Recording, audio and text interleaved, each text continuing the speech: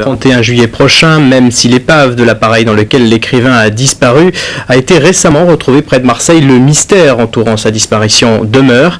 Christian-Antoine Gavoil, le filleul de l'écrivain, était en Corse et hier, Pascal Pommier et Pascal Alessandre ont rencontré cet homme dont toute la vie a été imprégnée par son parrain. Le 31 juillet 1944 à 8h40, Antoine de Saint-Exupéry décolle de Borgo. Ce sera sa dernière mission. Il faudra attendre avril 2004 et l'authentification de cette plaque portant le numéro de série de son P38 pour avoir la certitude que c'est bien au large de Marseille qu'a péri l'écrivain. À ce jour, la cause du crash, elle, demeure inconnue. Mais il est une thèse que Christian-Antoine Gavoil, le filleul et héritier spirituel de l'auteur du Petit Prince, réfute, c'est celle du suicide.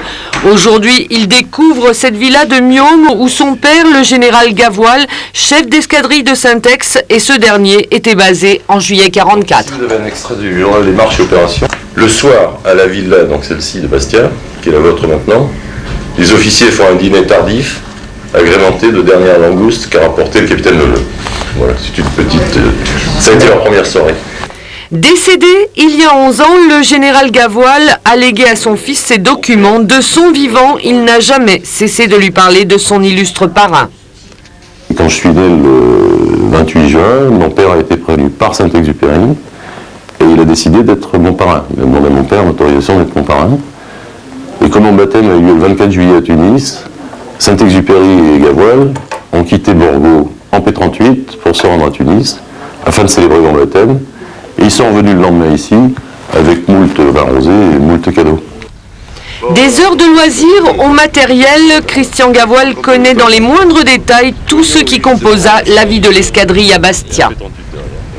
Saint-Exupéry et mon père, dans l'escadron, ça s'appelait ça Scramble Take-Off, décollage sur alerte. Mais le film qui repasse sans cesse dans sa tête, c'est celui du dernier décollage de Saint-Ex, de cette piste, aujourd'hui désaffectée. Saint-Exupéry avait le sens de la mission, comme à la postale où il fallait faire passer le courrier.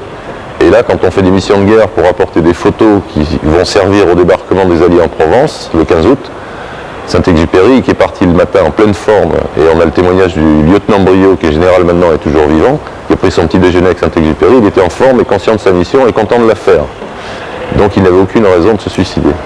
Le général Gavoil, lui, n'a pas assisté à cet ultime départ, mais toute sa vie, il a cherché à comprendre.